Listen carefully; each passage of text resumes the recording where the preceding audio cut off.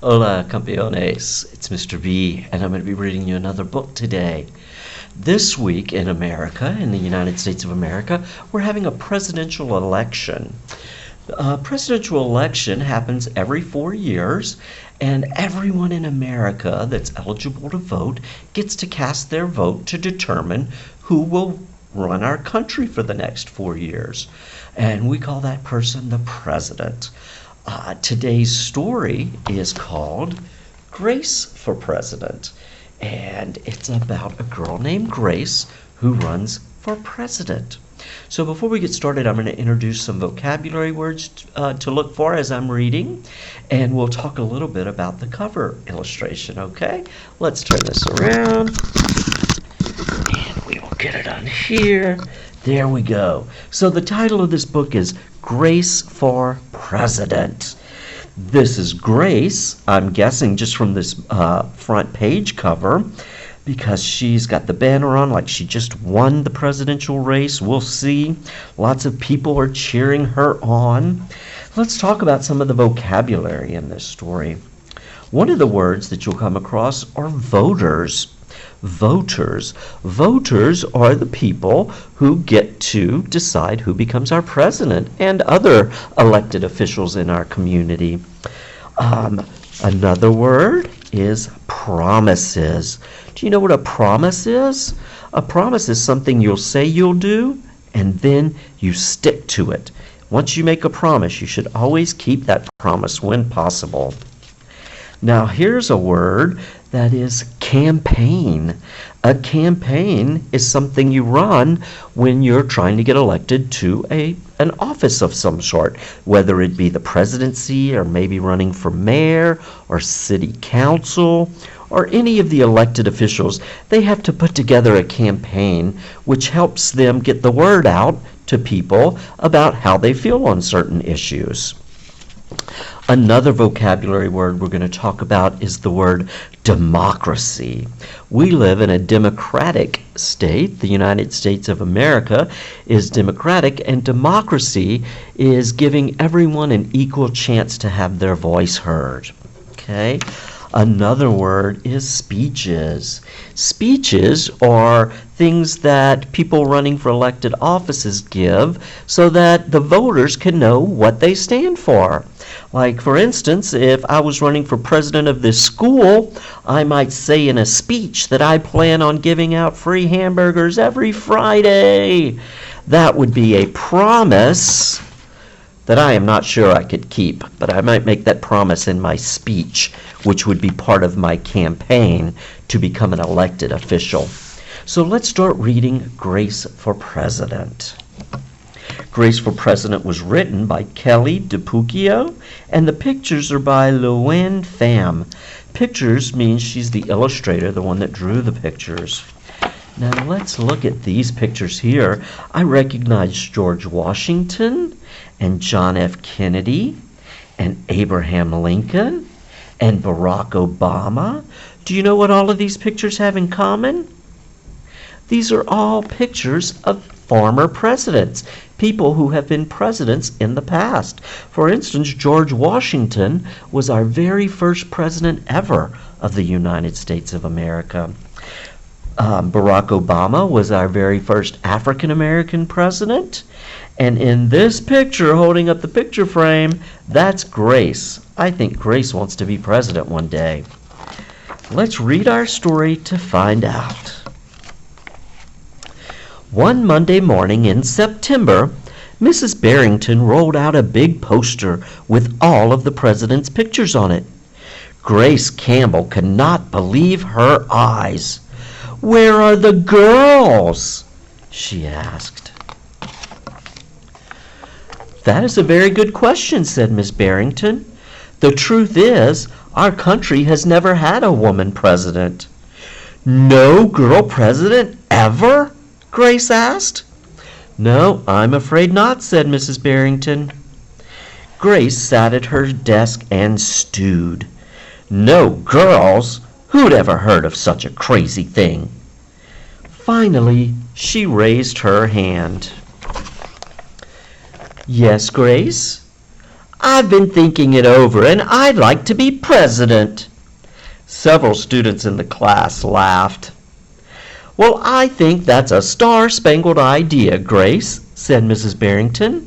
"In fact, we can have our own election right here at Woodrow Wilson Elementary."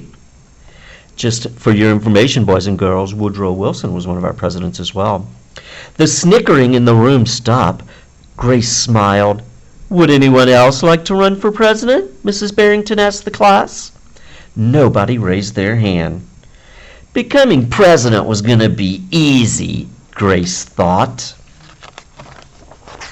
Do you think it's going to be easy for her? Let's see. The next day, Mrs. Barrington made an announcement.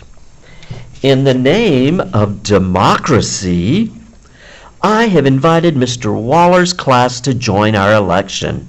Their class has nominated Thomas Cobb to be their presidential candidate."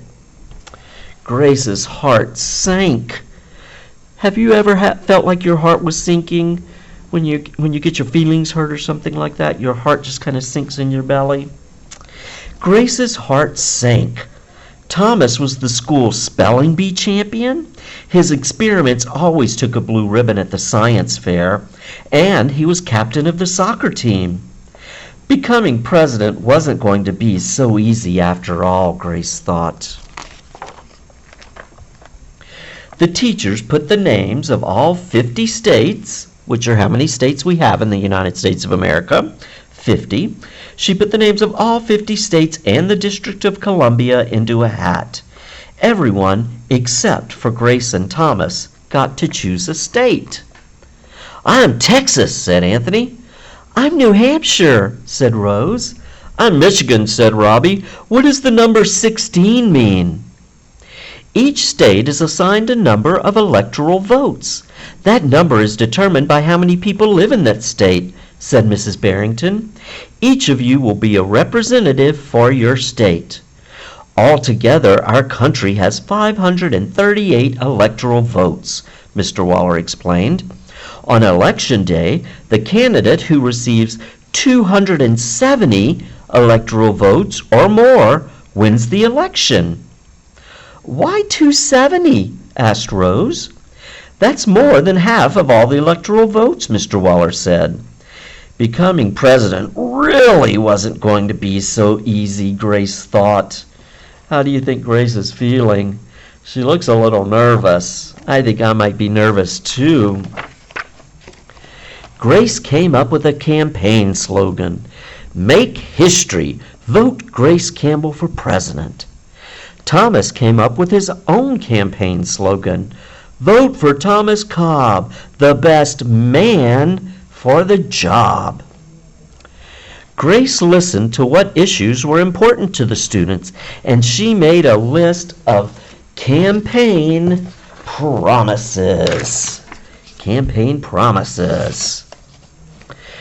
A peaceful school, no bullies. That was one of her promises. A cleaner school, no littering. Better hot lunches, no more fish stick tacos. These were her campaign promises. Thomas made up his own list of promises. Free tutoring, which means free help for those that might need it. Free soccer lessons and fish stick tacos every week. Uh-oh. Grace doesn't want any more fish stick tacos, and Thomas wants them every week. That ought to be interesting. Grace made campaign posters and buttons. Thomas made posters and buttons too. Look at all these banners. Thomas for president. Thomas is the man. Grace for president. Grace the girl for the job. Each week, the teachers set aside times for the candidates, who are Grace and Thomas, for the candidates to meet with their constituents. These are their constituents, the people that are voting for them. Polls were taken. Voters were making their choices. Grace continued to campaign. Look at all her buttons. She's giving speeches up there. She's giving speeches to let people know what she stands for. At recess, she gave speeches. During lunch, she handed out free cupcakes. And after school, she held rallies. Look at Grace. She's dressed up like the Statue of Liberty. So do you think you would vote for someone if they gave you a cupcake? Maybe if it was a really good cupcake. Meanwhile, Thomas wasn't worried. He had cleverly calculated that the boys held slightly more electoral votes than the girls. And here's Thomas looking at how many votes each one of the states gets. At recess, Thomas studied his spelling words. During lunch, he worked on his latest science experiment. After school, he played soccer. It doesn't seem to me like Thomas is doing very much campaigning. I hope he's able to get the vote out. Even before the election, Grace made good on her promises. She joined the safety squad. She organized a school beautification committee, and she volunteered her time in the school cafeteria. How does Grace look there? She looks very tired to me. She must be tired after doing all those things. In early November, Woodrow Wilson Elementary hosted a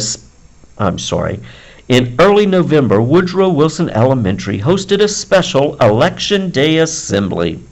Grace and Thomas took their places on stage as the school band began to play. Henry was the first representative to approach the microphone. The Yellowhammer State of Alabama casts its 9 electoral votes for Thomas Cobb. Fletcher said, The Last Frontier State of Alaska casts its 3 electoral votes for the best man for the job, Thomas Cobb.